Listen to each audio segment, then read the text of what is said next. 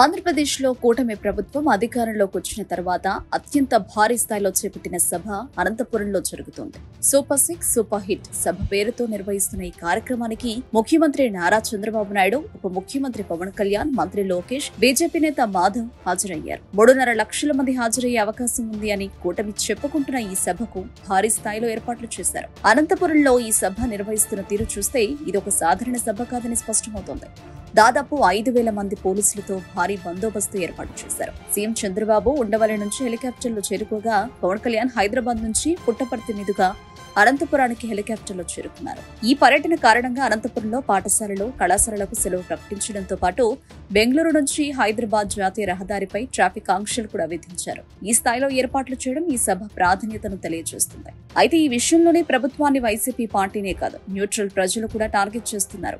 100 కోట్ల ప్రజల సొమ్ముతో ఇలా పార్టీ ప్రోగ్రామ్స్ పెట్టడం ఎంతవరకు కరెక్ట్ అని ప్రశ్నిస్తున్నారు. గతంలో జగన్ సీఎంగా సభలు పెట్టినప్పుడు 1-2 చోట్ల స్కూళ్లకు సెలవులిస్తే గగ్గోలు పెట్టిన ఇదే కూటమి మరిప్పుడు బుద్ధి లేకుండా అదే తప్పు ఎలా చేస్తుంది?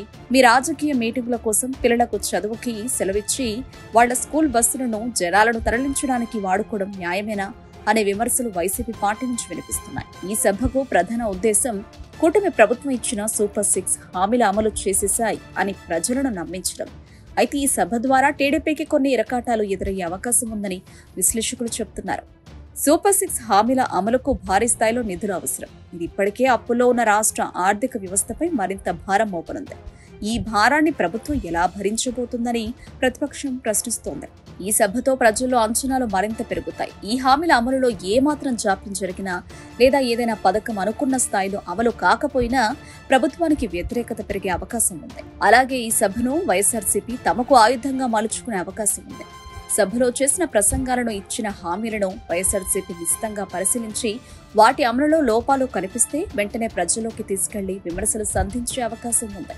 మొత్తానికి అనంతపురం సభ కేవలం 6 హామీల గురించి చెప్పేందుకు మాత్రమే కాదు, ప్రభుత్వ పనితీరు, ప్రజలకు భరోసా ఇవ్వడం, భవిష్యత్తు రాజకీయాలపై సంకేతాలు పంపడం వంటి అనేక లక్ష్యాలను కలిగి ఉంది అనేది కూటమి వాదన.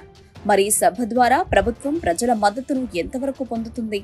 టీడీపీ ఎదుర్కొంటున్న సవాళ్లను అధిగమిస్తుందా అనే అంశాలపై మీ అభిప్రాయం ఏంటో కామెంట్స్ రూపంలో తెలియజేయండి.